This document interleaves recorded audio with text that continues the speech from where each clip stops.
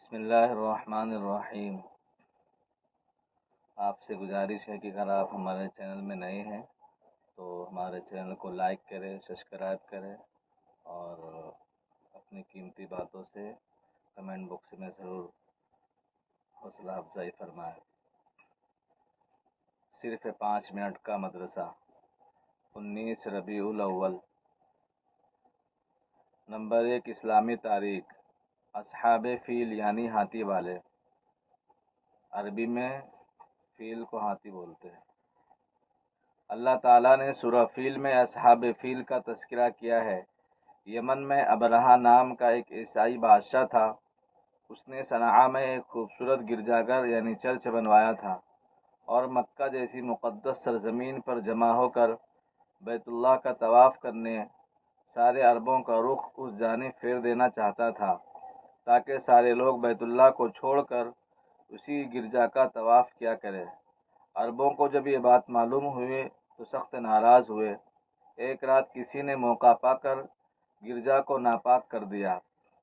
ابرہہ گرجا کی بے حرمتی دیکھ کر غصے سے بے قابو ہو گیا اور ہاتھیوں کا ایک لشکر لے کر خانہ کعبہ کو ڈھانے کے ارادے سے روانہ ہوا۔ جب ابرہہ کا لشکر مکہ کے قریب پہنچا تو تیز ہوا چلی اور سمندر کی جانب سے پرندوں کے جھنڈ اڑتے ہوئے لشکر پر چھا گئے۔ ان کی چونچ اور دونوں پنجوں میں چھوٹے چھوٹے پتھر تھے۔ وہ ہاتھیوں کے لشکر پر ان پتھروں کو گرانے لگے۔ وہ پتھر جس پر گرتا اس کے بدن کو پھاڑ دیتا اور باہر نکل جاتا۔ اسی طرح سارے لشکر کو چھلنی کر ڈالا۔ اس میں سے بعض لوگ بدحالی میں بھاگتے ہوئے یمن پہنچے۔ انہیں میں ابرہہ بادشاہ بھی تھا۔ اس کے تمام اعضاء گل سڑ چکے تھے۔ اسی طرح اللہ تعالیٰ کی زبردست قوت نے مادی طاقت پر گھمنڈ کرنے والے ابرہہ کو تباہ کر دیا۔ اللہ کی قدرت۔ سمندر کی گہرائی۔ اللہ تعالیٰ نے دنیا کے 3 حصوں میں سمندر بنائے جن میں بہت سی مخلوق رہتی ہے۔ ان میں بعض سمندر اتنے زیادہ گہرے ہیں کہ سائنس کی ترقی کے باوجود آج تک اس کی گہرائی کا کسی کو علم نہیں۔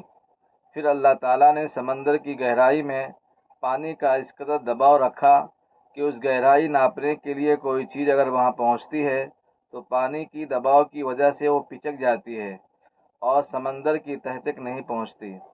سمندر کے بے پناہ گہرے پانی پر اللہ ہی کی قدرت ہے۔ ایک فرض کے بارے میں، اذان سن کر نماز کے لیے نہ جانا۔ رسول اللہ صلی اللہ علیہ وسلم نے فرمایا، جو شخص اللہ کے منادی یعنی مؤذن کی آواز سنے اور نماز کے لیے نہ جائے اس کا یہ فعل سراسر ظلم، کفر اور نفاق ہے۔ ایک سنت کے بارے میں، اپنے ساتھیوں سے مشورہ کرنا۔